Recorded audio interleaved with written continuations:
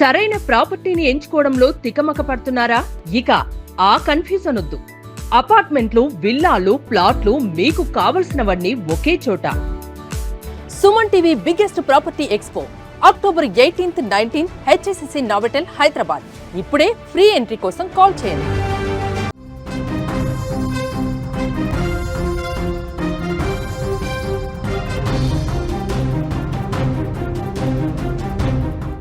KPHB road number 5లో ఉద్రిక్త పరిస్థితి నెలకొంది. కుటుంబంపై హాస్టల్ యువకులు దాడి చేసినట్లుగా కూడా తెలుస్తోంది. బైక్ పార్కింగ్ విషయంలో ఈ ఘర్షణ చోటు చేసుకున్నట్లుగా కూడా తెలుస్తుంది. ఈ బ్రేకింగ్ న్యూస్ చూసే ముందు ఒక బిగ్ అప్డేట్ చూద్దాం. హైదరాబాద్ మొత్తంలో ఉన్న బెస్ట్ ప్రాపర్టీస్ అన్నింటినీ ఒకే వేదికపైకి తీసుకొస్తోంది సుమన్ టీవీ. అక్టోబర్ 18 మరియు 19వ తేదీన హెచ్ఎస్సిసి నోవోటెల్లో జరిగే సుమన్ టీవీ ప్రాపర్టీ ఎక్స్పోలో best flats, villas, open plots, Deepavali offers and discounts తో అందుబాటులో ఉంటాయి. మీరు విజిట్ చేసి ప్రతి గంటకి ఒక గోల్డ్ కాయిన్ గెలుచుకునే అవకాశం కూడా ఉంటుంది. ఫ్యామిలీతో రండి, మీ డ్రీమ్ ప్రాపర్టీని సొంతం చేసుకోండి. ఇక బ్రేకింగ్ న్యూస్ చూస్తే కేపీహెచ్బీ రోడ్ నెంబర్ 5లో ఉద్రిక్త పరిస్థితి తలెత్తినట్లుగా కూడా మనకి సమాచారం అయితే అందుతుంది. కుటుంబంపై హాస్టల్ యువకులు దాడి చేశారు. బైక్ పార్కింగ్ విషయంలోనే ఈ ఘర్షణ చోటు చేసుకున్నట్లుగా కూడా సమాచారం. సీట్ కవర్ కట్ కావడంతో మరింత ఆగ్రహాన్ని వ్యక్తం చేశారు వారు. ఇంట్లోకి చొరబడి గృహిణిపై ఒక్కసారిగా కూడా యువకులు దాడి చేసినట్లుగా తెలుస్తూ ఉంది.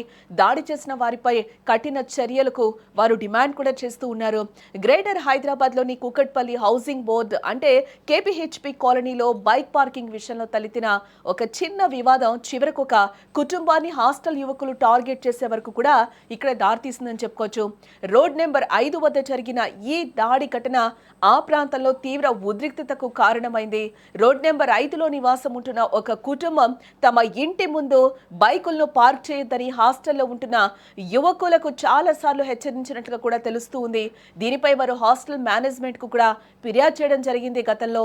అయినప్పటికీ కూడా నిర్వాహకులు దీనిపై ఏమాత్రం చర్యలు తీసుకోకపోవడంతో ఈ చిన్న సమస్య క్రమంగా పెద్దదిగా మారిందని కూడా ఇక్కడ మనం చెప్పుకోవచ్చు.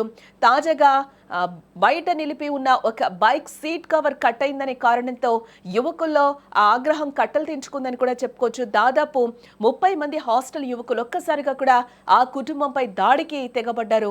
వారిలో కొందరు ఆ ఇంట్లోకి చొరబడి గృహిణి పైన కూడా దాడి చేసినట్లుగా కూడా ఆరోపిస్తూ ఉన్నారు వారు. ఈ అకస్మాత్తు దాడితో ఆ కుటుంబం ఒక్కసారిగా కూడా భయభ్రాంతులకు గురైనట్లుగా కూడా మనకి తెలుస్తూ ఉంది. దాడికి పాల్పడిన యువకులపై అలాగే వారిని అదుపు చేయడంలో నిర్లక్ష్యంగా వ్యవహరించిన హాస్టల్ మేనేజ్మెంట్ పై తక్షణమే కఠిన చర్యలు తీసుకోవాలని కూడా అక్కడున్న స్థానికులు పోలీసులను కోరుతూ ఉన్నారు.